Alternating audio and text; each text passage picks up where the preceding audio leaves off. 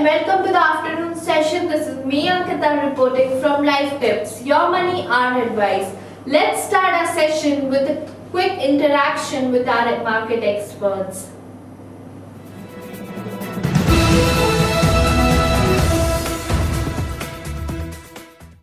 Welcome back viewers. Let's talk to our equity expert to know more about the midday news today. So welcome Viresh. Thank you. So Viresh, Nifty futures trading above 6,000. So what do you have to suggest in this situation now?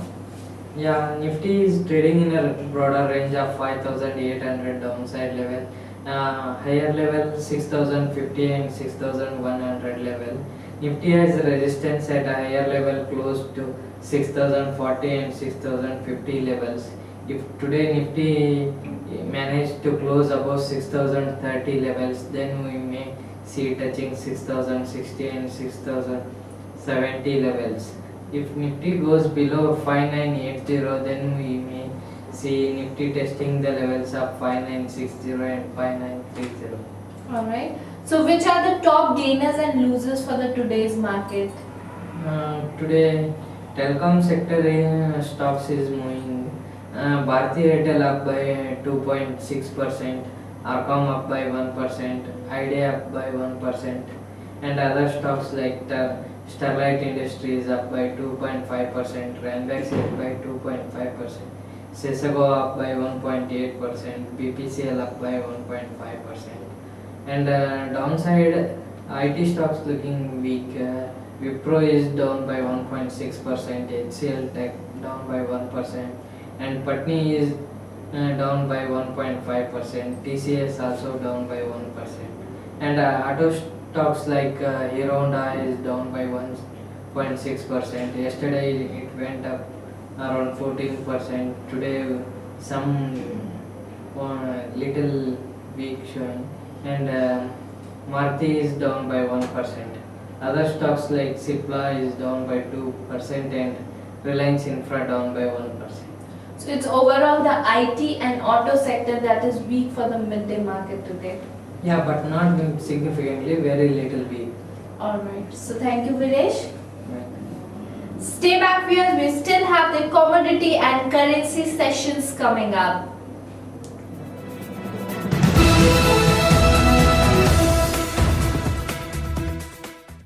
Welcome back viewers, let's talk to our commodity expert Mahesh to know more about the midday scenario.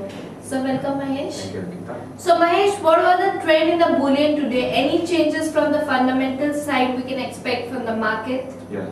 Gold rose after the statement of International Monetary Fund. It has ended the sale of gold from its reserves, get rid of sources of supply from the market. Gold for immediate delivery advanced as much as 0.4% to 1391.02 an ounce. The IMF has concluded the sales of about 403.3 metric tons or 13% of its reserves to central banks and market participants. It has said yesterday without disclosing the total amount raised through the sale of gold. Gold has climbed 27% this year, gaining to a record $1431.25 an ounce this month, and is poised to rise for a 10th consecutive year. Purchases by central banks as a part of an effort to diversify their reserves away from currencies contributed to the metals advances. According to the survey by Bloomberg News, US GDP may have expanded by 2.8% in the third quarter on an annualized basis.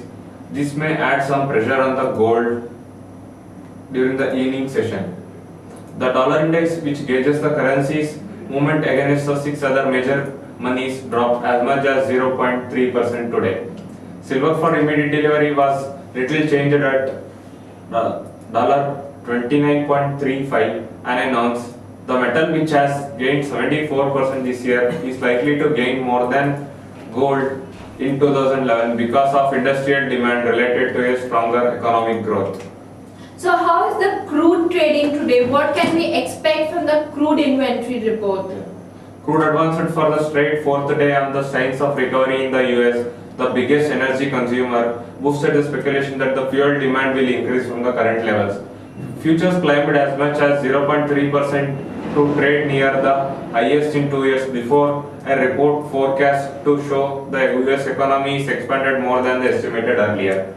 Crude oil for February delivery rose as much as 27 cents to $90.09 a barrel in the electronic trading on the New York Mercantile Exchange. Prices have climbed by 13% this year.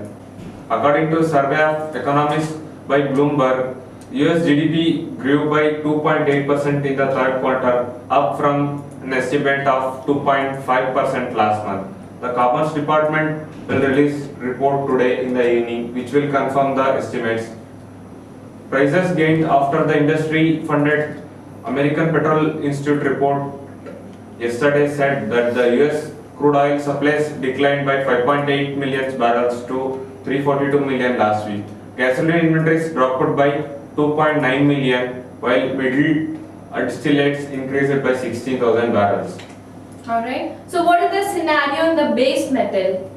Copper gained successfully for the fourth day from London to Shanghai as the demand outlook continued to improve amid supply disruptions in Chile, the world's largest producer of the metal used in cars and household appliances. The 3-month contract has gained 27% this year in London and traded little changed at $9,360 a ton.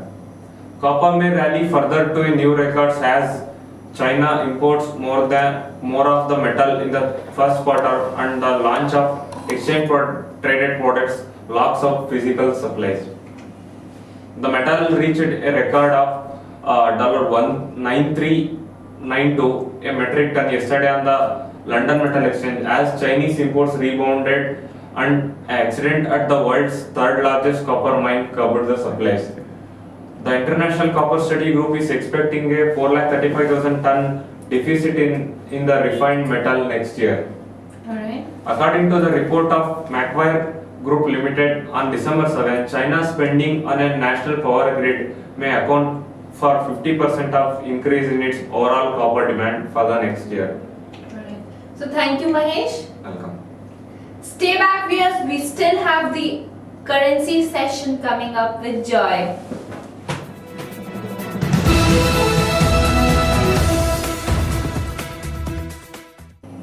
Welcome back, viewers. Let's talk to our currency expert Joy to know more about the midday scenario in currency market. So welcome, Joy. Thanks, Sangeeta. So Joy, how's euro trading today? Well, the euro won a reprieve after plumbing new lows on the Swiss franc and Australian dollar today.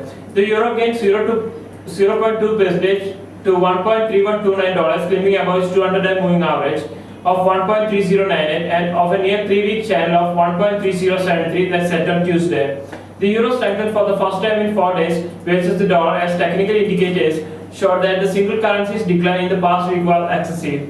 Alright. So how is US dollar trading against the other currencies? Well, the US currency is priced better against sterling, which took a blow from news of record British borrowing requirements and slipped to a near 3 months low of 1.5463.